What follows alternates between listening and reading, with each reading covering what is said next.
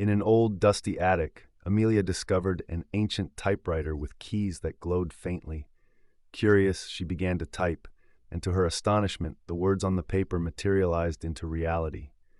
A castle emerged in her room, complete with knights and dragons. Amelia's eyes widened as she realized she could create anything she desired. But there was a catch. Every story she wrote had to be finished, or the creations would turn against her. She balanced between wonder and danger, crafting tales with careful precision. One day, the typewriter started typing on its own, revealing a story of a hidden treasure guarded by a dark force. Amelia knew she had to finish this last tale to uncover the mystery and restore peace. With determination, she typed the final words, and the attic glowed brightly, erasing the chaos and leaving behind a golden